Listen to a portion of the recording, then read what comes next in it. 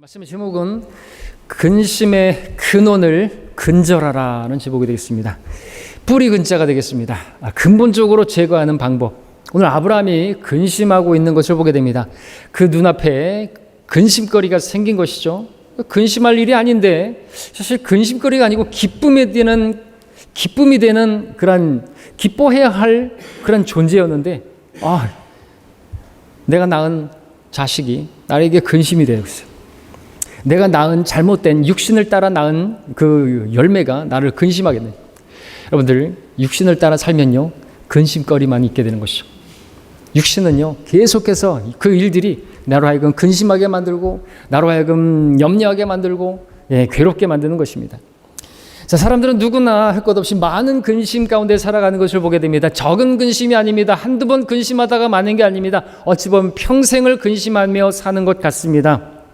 불티가 위로 날아가는 것 같이 사람이 고생하려고 태어나느니라는 말씀처럼 사람은 고생하려고 태어났는데 고생하기 위해서 태어나고 싶은 사람은 어디 있겠습니까? 그런데 태어난 사람들은 다 고생을 하는 것이 사실이고 진리인데 그처럼 근심도 마찬가지죠. 근심하며 살기를 원하는 사람이 누가 있겠습니까마는 사람은 누구나 근심하며 살아가는 것을 보게 되는 것입니다. 누구나 근심이 있죠. 근심되는 중한 짐을 아닌 신자가 누구겠습니까? 시험, 걱정, 괴로움, 모든 괴로움 없는 자가 누구겠습니까? 걱정, 근심 모든 것을 그러나 고한 사람은 복이 있을 것입니다. 찬양가 가사처럼 사람들은 모두가 근심, 걱정 안 지진 진짜 없습니다. 짐을 지고 살아갑니다. 심지어 사람뿐만 아니라 하나님도 근심하신 것을 보게 됩니다. 근심이라는 단어가 처음 나오는 것, 영어로는 같은 단어인데 근심으로. 근데 우리 성경에서는 비통해 하셨다라는 말씀을 보게 되는데 창세기 6장에서 찾지는 않습니다만 하나님께서 사람을 지으신 것을 보시고 후회하시고 그의 마음이 비통하셨다라고 했는데 같은 단어인 것이죠. 그냥 근심 정도가 아니라 아주 극심하게 근심하신 게 뭐예요? 아주 비통하신 거예요. 정말 괴로우신 거죠. 그러니까 어떻게 보면 사람이라는 존재 자체가 그렇게 하나님께서 보시기에 근심거리고 그리고 그렇게 하나님이 지으신 사람은 근심 가운데 살아가는 근심덩어리인 것 같습니다. 물론 하나님께서는 전지전능하신 분이시라서 그 무엇도 근심할 필요가 없으신 분이죠. 후회하실 필요도 없는 것이죠. 리펜트, 그러니까 돌이키셨다라는 그런 말씀이겠지만 그럼에도 성경은 하나님께서 사람처럼요 우리와 같은 감정을 가지시고 우리에게 인격을 주신 그분께서는요 우리와 같은 마음, 우리와 같은 슬픔, 우리와 같은 그런 괴로움 다 경험하시는 분이시고 우리를 또 불쌍히 여기시는 분이고 그렇게 동정하실 수 있는 분이라고 말씀을 하고 계시는 것입니다. 그래서 하나님께서도 그렇게 근심하시는 것이죠. 괴로워하시는 것입니다.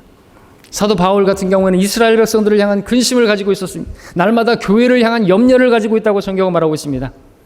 그처럼 우리도 다양한 이유로 근심을 가지고 살아가는 것을 보게 됩니다. 때로는 내가 잘못 행한 육신을 따라 행한 그 일로 인해서 근심하는 경우가 있고 또는 내가 원하는 그 일이 이루어지지 않았을 때 그것 때문에 근심하는 경우도 있고 때로는 누군가가 정말 슬프고 괴로운 일을 당한 것 때문에 우리는 또 근심할 수도 있습니다. 오늘 말씀에서 우리는 근심 가운데 있는 사람을 보게 되는데 그는 누구인가? 믿음의 조상이라 불리는 아브라함에게도 근심이 있었습니다. 아브라함은 마침내 하나님께서 약속하신 그토록 기다리던 정말 사랑하는 아들 이삭을 얻었습니다만 그 아들로부터 시작된 근심이 새롭게 시작된 것을 보게 됩니다. 오늘 우리가 창세기 21장 말씀을 보면서 아브라함이 근심한 것을 보게 되면서 그리고 그 근심거리가 이제 근심하지 않을 수 있는 근심을 해결할 수 있는 방법이 과연 무엇인지 성경은 무엇이라고 말씀하고 있는지를 여러분들이 발견하게 되시고 여러분들도 그 근심거리를 근본적으로 근원적으로 근절할 수 있기를 그래서 근심하지 않게 되기를 바랍니다. 우리 함께 1절부터 5절까지를 보겠습니다. 21장 1절부터 5절까지를 쭉 읽어보겠습니다. 주께서 자신이 말씀하셨던 대로 사라를 찾아오셨으며 또 주께서 자신이 말씀하셨던 대로 사라에게 행하셨으므로 사라가 임신하여 늙은 나이에 아브라함에게 아들을 낳으니 이는 하나님께서 그에게 말씀하신 정하신 때라. 아브라함이 그에게 태어난 즉 사라가 그에게 낳아준 아들의 이름을 이삭이라 불렀더라. 또 아브라함이 하나님께서 자기에게 명령하신 대로 그의 아들 이삭이 난 지 8일째 할례를 주었더니 그의 아들 이삭이 그에게 태어났을 때 아브라함이 100세였더라. 아브라함이 이제 그토록 원하던 이삭이 출생하였습니다. 너무나 기쁜 소식으로 21장은 시작하고 있습니다. 무슨 근심할 일이, 오늘 본문에서 보는 것처럼 아브라함이 근심할 일이 없을 것 같은, 이제는 정말 이삭이라는 이름처럼 웃을 일만 가득할 것 같은데, 아니 웃을 일이 가득한, 이제 웃음 그 자체가 태어났는데 왜 근심이 있는 것일까요?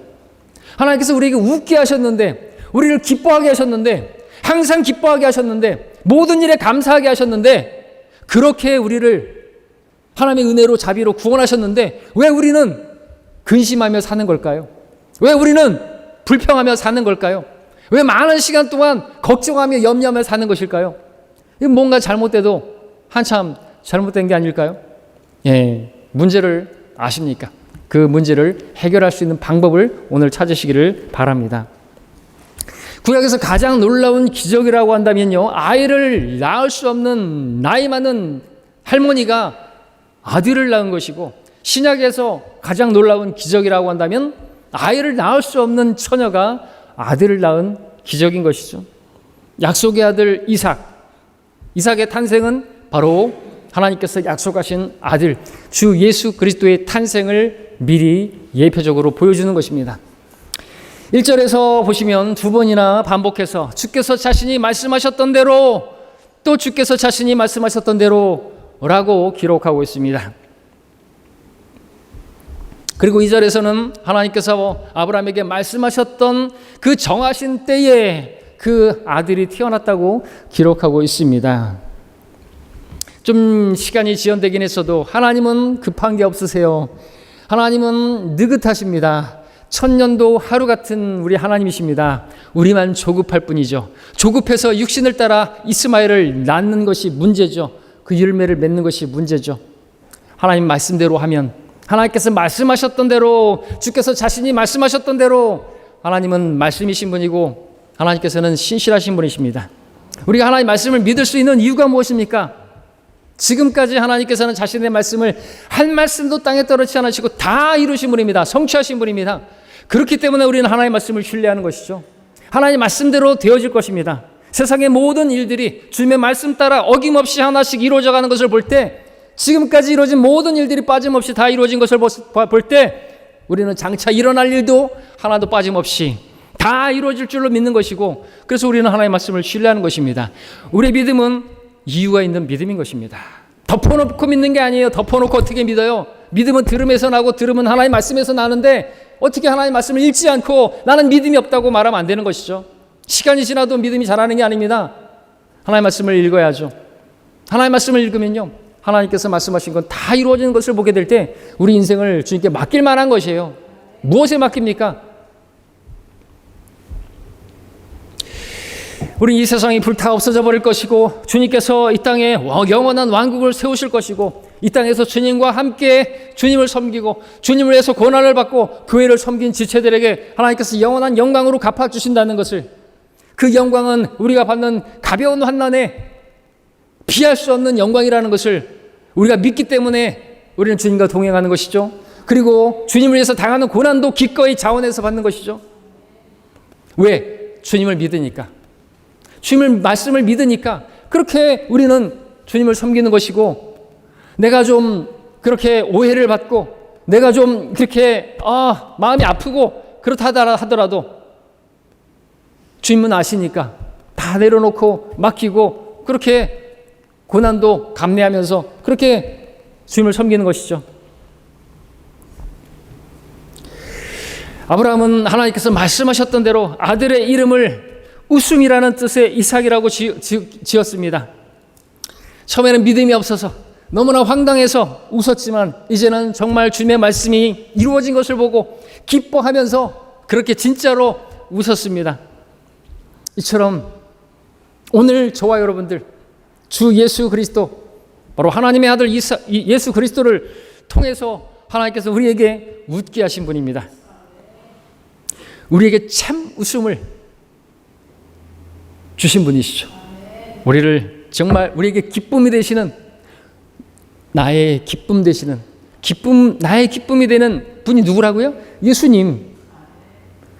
그분은 나에게 웃음을 주신 분입니다. 우리는 웃을 자격이 없는 자들인 거 아십니까?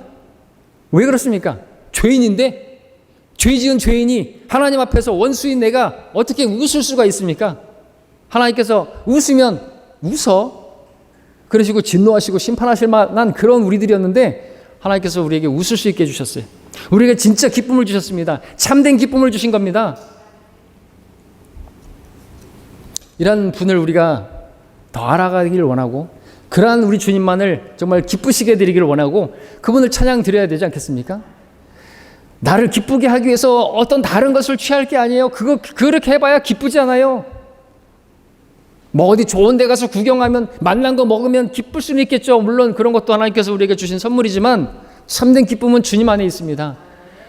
그 주님께서 우리에게 또 계속해서 기쁨을 주실 수 있는 것이고, 어떤 상황에서도 우리는 기뻐하고 감사할 수 있게 해주신 것입니다. 주 안에서 기뻐하라. 주를 기뻐하라는 것입니다. 그러지 않으면요, 기쁨 없습니다.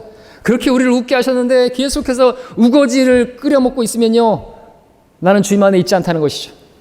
주님 안에 위치적으로 신분상으로는 그렇지만 내 안에 주님께서 사시지 않으니까, 주 안에 내가 있지 않기 때문에 그렇게 슬퍼하고 또 절망하고 또 괴로워하고 근심하는 것이겠죠.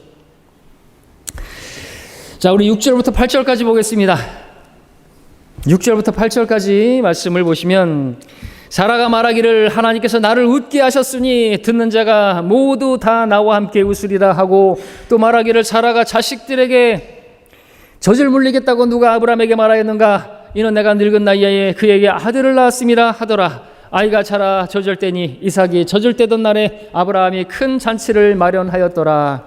사라도 감격 가운데 웃었습니다. 하나님께서 나를 웃게 하셨으니 나의 이야기를 듣는 모든 사람들이 함께 웃을 것이라고 그렇게 말했습니다.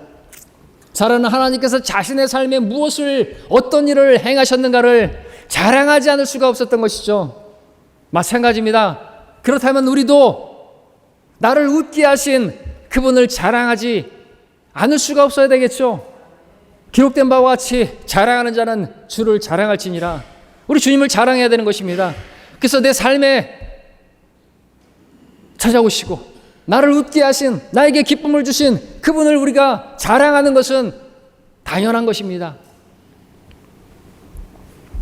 우리의 기쁨 되시고 즐거움이 되시는 우리 주님을 우리가 찬양하고 뿐만 아니라 우리가 증거하고 그분을 자랑할 수 있게 되기를 바랍니다. 자, 아브라함은 이삭이 젖을 떼던 날에 잔치를 벌였습니다. 얼마나 기뻤으면, 여러분들 늦둥이든 이런 늦둥이도 없잖아요. 늦둥이를 두면 얼마나 그 부모가 이뻐하고 그냥 쭉쭉 빱니까? 얼마나 이쁘겠어요. 젖을 떼던 날에 기뻐하고 정말 잔치를 벌였습니다. 9절부터 11절까지를 이제 보겠습니다. 사라가 보니 이집트인 하갈의 아들 곧 그녀가 아브라함에게 낳아준 아들이 조롱하고 있더라. 그러므로 그녀가 아브라함에게 말하기를 이 여종과 그녀의 아들을 내어 쫓으소서. 이는 이 여종의 아들은 내 아들 이삭과 함께 상속받지 못할 것임이니이다 하니 그의 아들로 인하여 그 일이 아브라함의 눈에 큰 근심이 되었더라. 기쁨도 얼마 안 가네요. 웃고 즐거워해야 될 그 시간이 얼마 지나서, 얼마 전까지만 해도 정말로 큰 기쁨을 주었던 이스마엘과 또 새롭게 태어난 웃음, 기쁨, 그 아들 이삭 사이에 큰 근심이 생겨났던 것을 보게 됩니다. 이스마엘 태어났을 때도 기뻐했을 것이고, 이삭이 태어났을 때는 아주 그냥 웃음밖에 안 나는, 그냥 보기만 해도 웃음이 나는, 어찌 보면 기쁨과 웃음이 만났는데 그 결과로 인해서 더 큰 기쁨과 더 큰 웃음이 생겨나는 것이 아니라 그 둘로 인해서 그 사이에서 오히려 큰 근심이 생겨나는 것을 보게 되는 것이죠. 우리 삶에도 마찬가지인 것이죠. 예상할 수 없는, 어떻게 그런 일이 일어나는 것인가 이거죠. 늘 기쁘기만 했으면 좋겠는데 기쁨 속에서 이상하게 근심이 생겨나고, 좋은 일들만 있었으면 좋겠는데 그 가운데서 어떻게 좋은 사람들만 만났는데, 어떻게 하나님의 자녀가 만났는데 어떻게 그 사이에서 근심거리가 나오고 걱정거리가 나오고 그래야 되겠습니까? 왜 그런지 아시죠? 이스마엘은 육신을 따라 난 자기 때문에 그렇죠. 육신적이 되면 안 되는 거예요. 그래서 육신적인 사람하고 하나님의 자녀가 만나면요, 같은 하나님의 자녀인지 모르겠지만 근심이 생기는 거예요. 근심이, 다툼이 일어나는 겁니다. 육신을 따르니까 다툼이 일어나고 시기가 일어나고, 아유 얼마나 밉겠어요. 이스마엘이 볼 때 이삭이 얼마나 밉겠어요. 이삭이 태어나기 전까지만 해도 내가 모든 것이었는데, 아브라함에게 있어서 나는 유일한 상속자고, 나는 아브라함에게서 유일한 아들이고, 근데 이제 이삭이 태어났네요. 그 전까지만 해도 모든 것이 되었던 자신이 아무것도 아닌 자가 되었네요.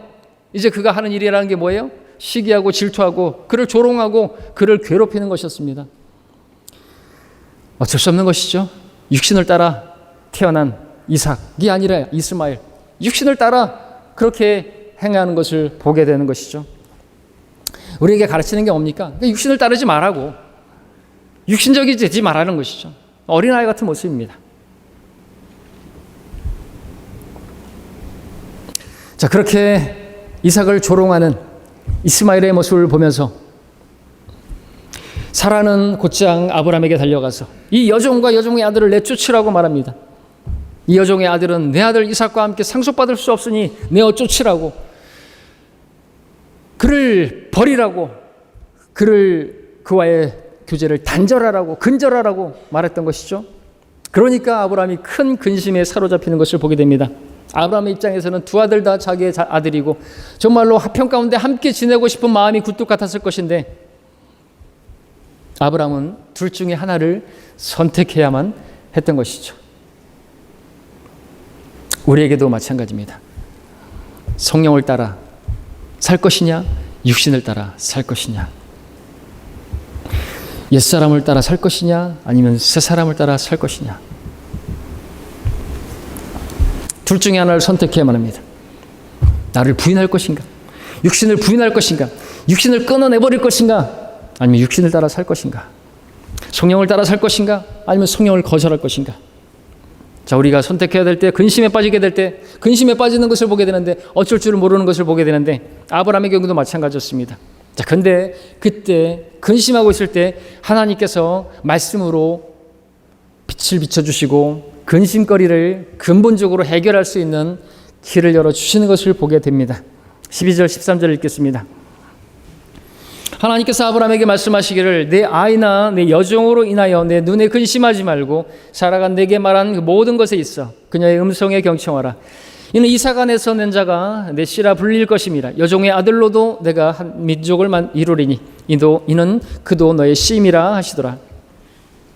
하나님께서는 아브라함에게 이스마엘이나 하갈이나 이스마엘로 인해서 근심하지 말라고, 사라의 음성에 경청하라고, 사라가 말한 대로 하라고 그렇게 하셨습니다.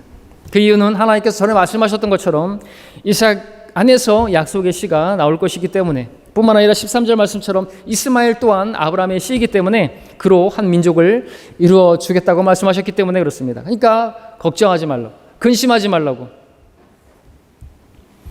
자, 하나님께서는 여기서 아브라함에게 근심을 근절할 수 있는 방법을 알려주신 거예요. 눈치채셨나요? 네. 육신을 부인하라는 거죠. 육신을 따라 난 그 하갈과 그 이스마엘을 쫓아내라고 말씀하신 것이죠. 자, 육신의 우리 딸은 근심거리, 근본적으로 해결하는 방법입니다. 그것은 뭡니까? 1차적으로 하나님께서 말씀하신 대로 순종하는 것입니다. 하나님께서 말씀하신 대로 하면 여러분들 근심거리가 사라지게 되는 것이죠. 안타깝지만 이스마엘은 육신을 따라 태어난, 육신의 방법으로 태어난 열매였습니다. 그러나 이삭은 하나님 말씀을 통해 태어난 약속의 아들이었습니다. 그러므로 하나님의 말씀하신 대로 이스마엘을 내려놓고 이삭을 선택하라고 말씀하신 것이고, 이스마엘에 대해서도 걱정하지 말라고 내가 그를 돌보겠다고 말씀하신 것이죠. 하나님께서 얼마나 자비가 풍성하신 분이신가. 육신을 따라 태어난 그러한 자에 대해서도 하나님께서 그렇게 자비를 베푸시고 돌보시고 하는 것을 보게 되는 것입니다. 참으로 하나님께서는 자비로우시고 선하신 분이죠. 주의 선하심과 자비하심이 내 평생의 모든 내 모든 날들 동안 나와 함께하리니 라고 말씀하고 있죠. 내가 잘못되이 행해서 일어난 그 일에 대해서도 하나님께서는 나에게 뒤따르는 것이 심판과 그러한 진노가 아니라 선하심과 자비하심으로 그렇게 따른다고 말씀하시니 이러한 주님을 우리가 더 알기를 원하고 주님을 닮기를 원합니다. 자, 그럼 여기서 우리가 잠시 하나님 말씀을 통해서 이스마엘과 이삭을 통해서 보여주시는 하나님의 커다란 그림이 무엇인가 한번 살펴보겠습니다. 우리 함께 신약으로 가서 보겠습니다. 갈라디아서입니다.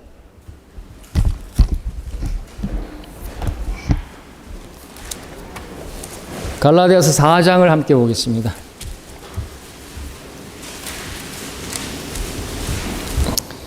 22절부터 26절까지를 보겠습니다.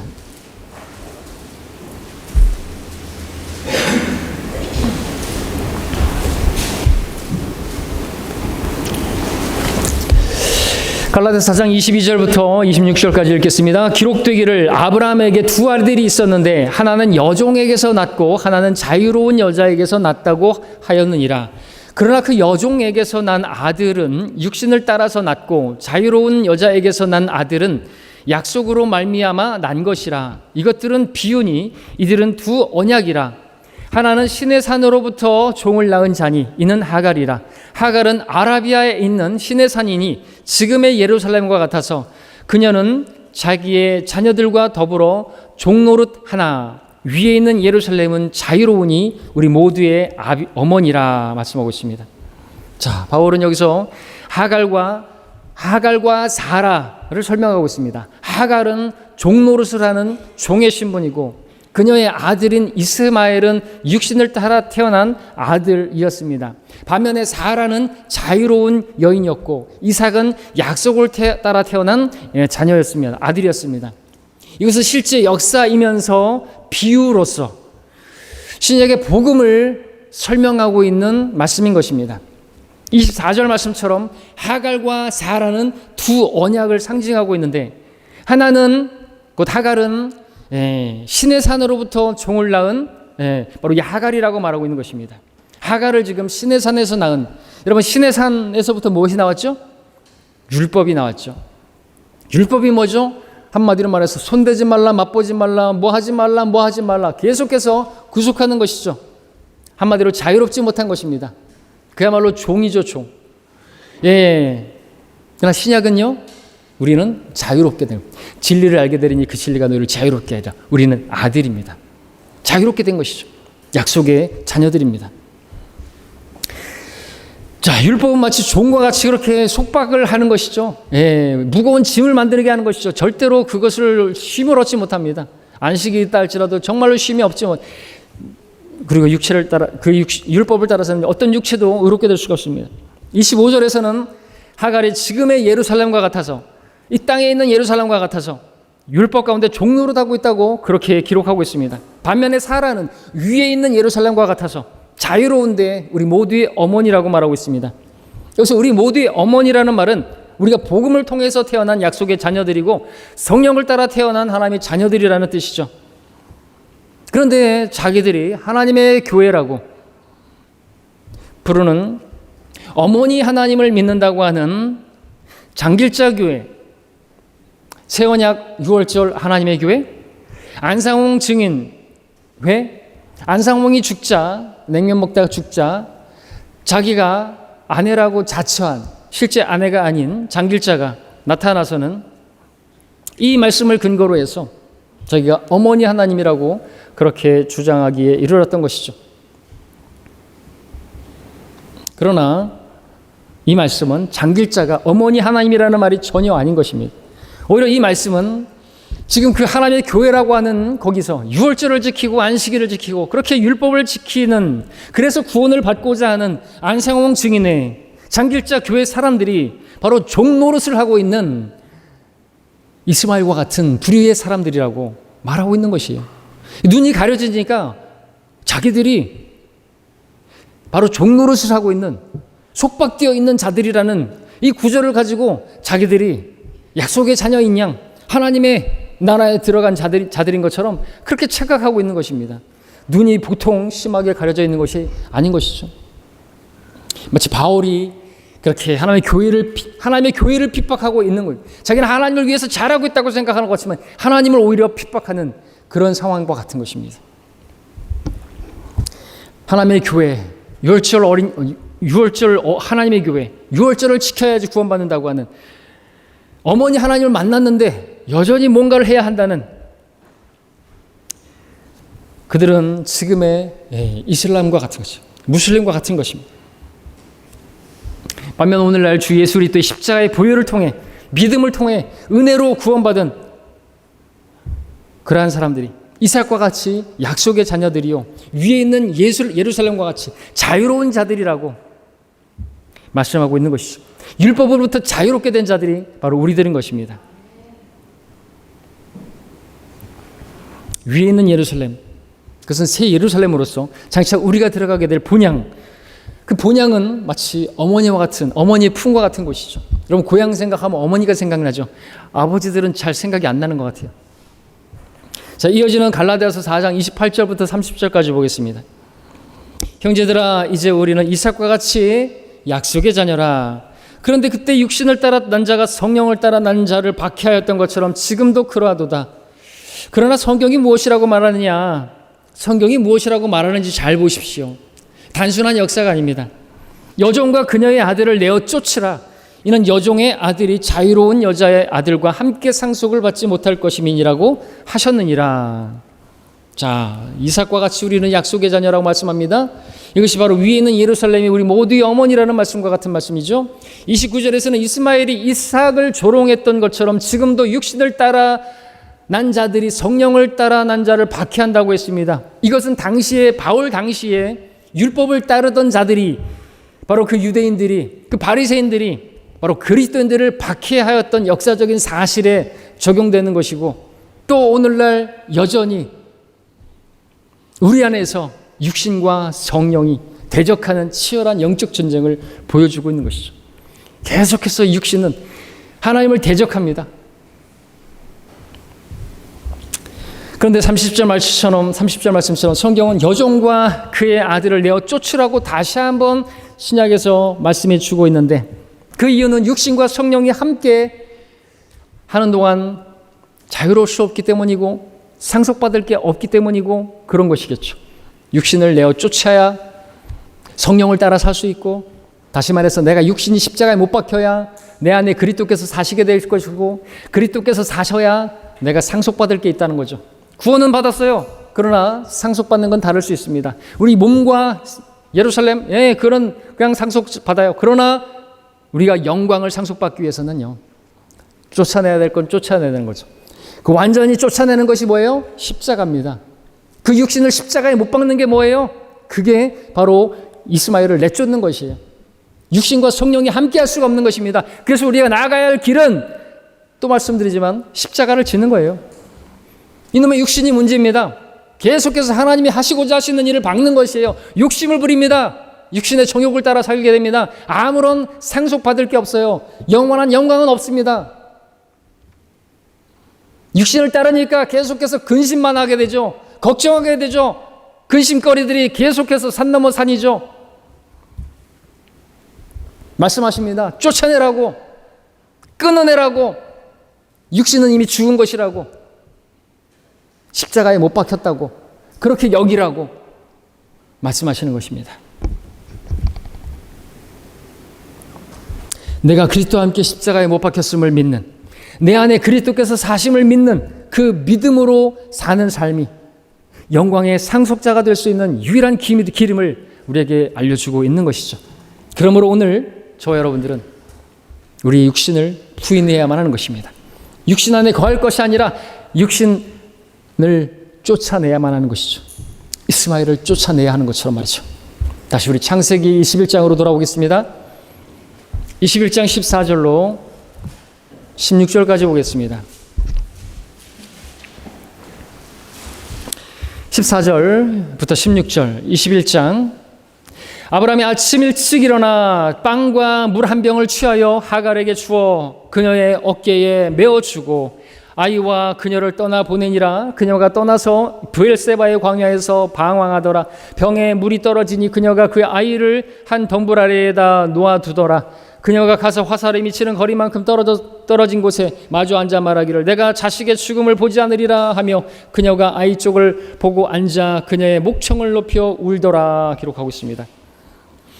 아브라함은 하나님의 말씀을 들었습니다. 그 말씀을 듣고 즉각적으로 순종했습니다. 아침에 일찍 일어났습니다. 아브라함은 그렇게 아침에 항상 일찍 일어났습니다. 여러분들 아침에 일찍 일어나십시오.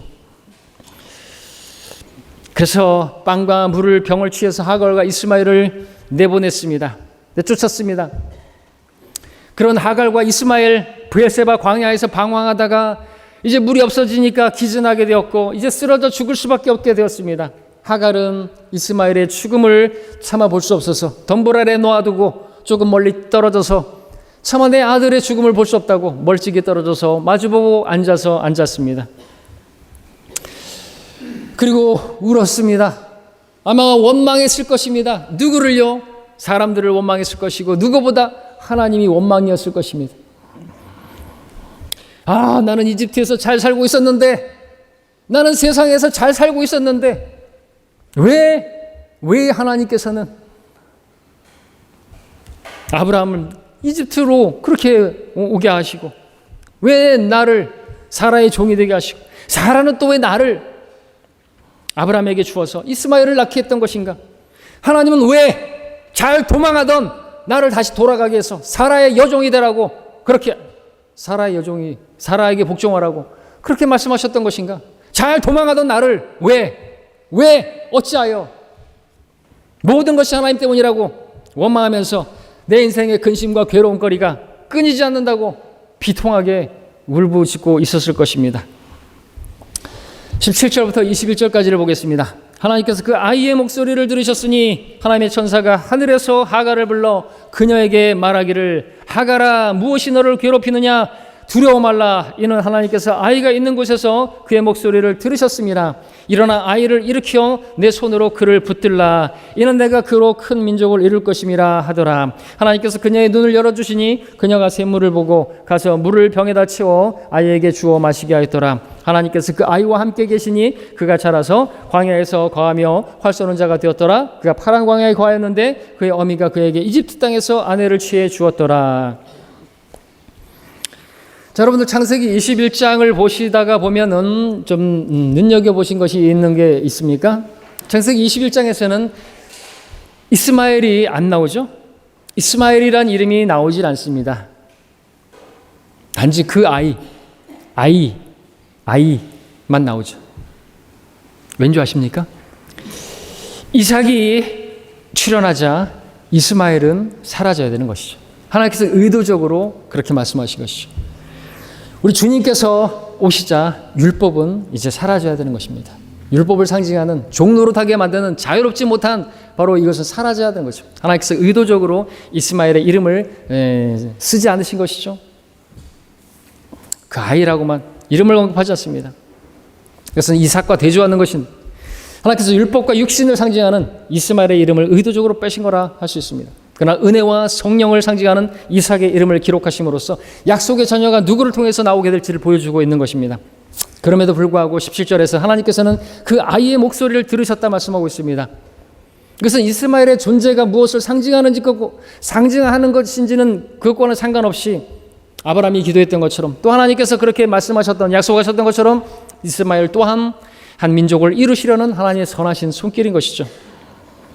성경은 하나님께서 하갈의 울음소리를 들으셨다고 말씀하고 있지 않고 바로 그 아이 이스마엘의 목소리를 들으셨다고 그렇게 기록하고 있는데 그가 뭐라고 말했는지 그 기록조차 나오지 않고 있는 그 아이의 목소리를 들으셨다고 말씀하고 있습니다.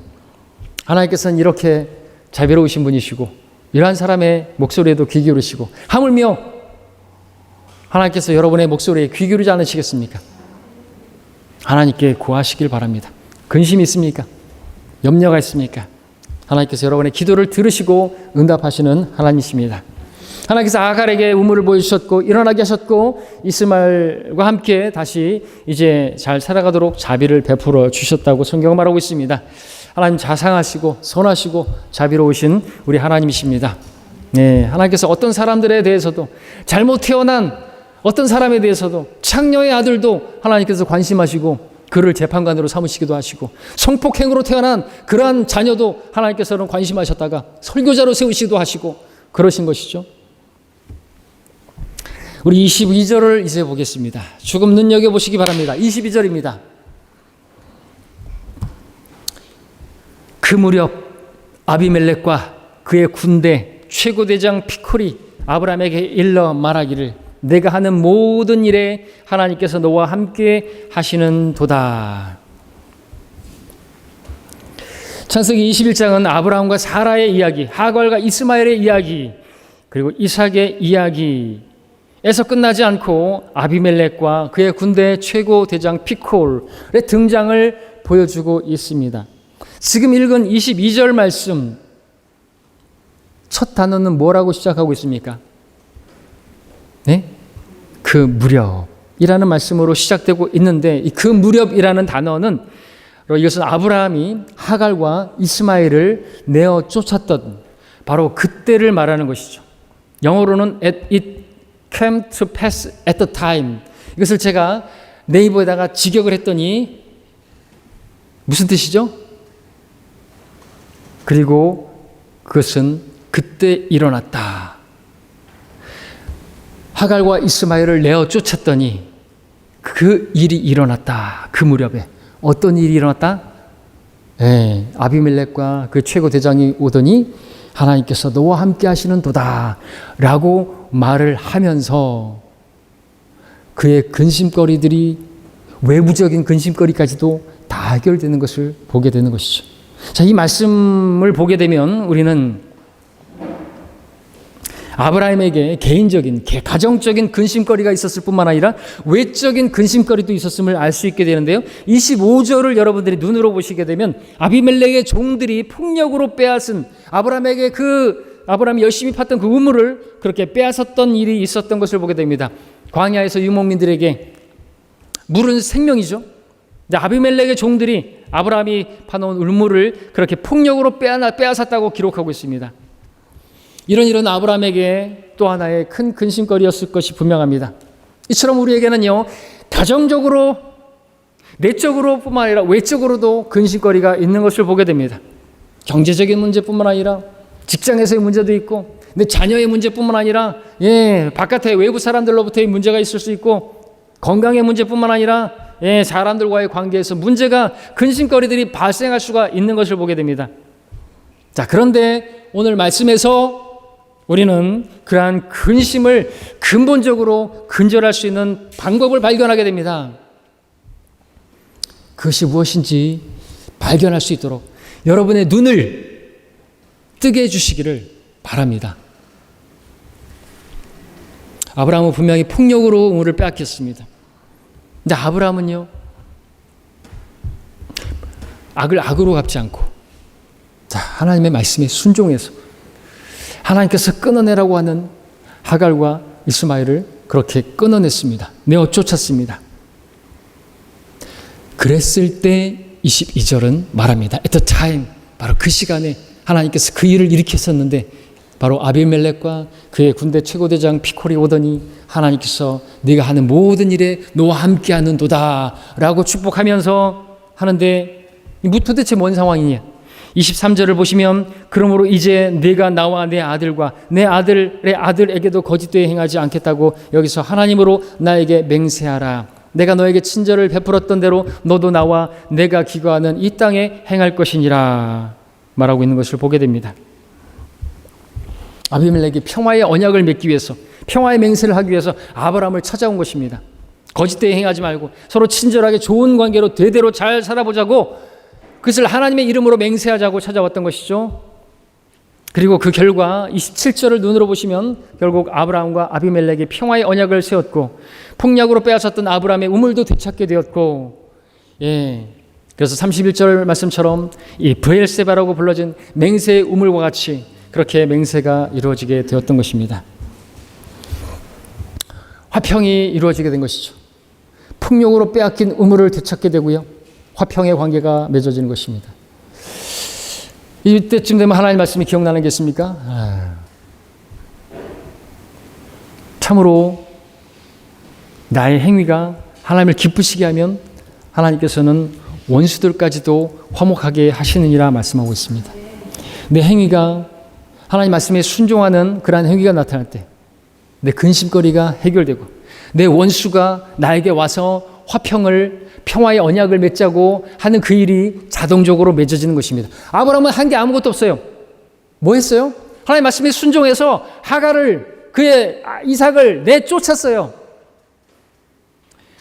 안타깝지만 데리고 살고 싶지만 이스마엘도 말씀에 순종했습니다. 아침에 일찍 일어나서 그랬더니 그때 하나님께서 그 무렵에 놀라운 일을 일으키셨네요.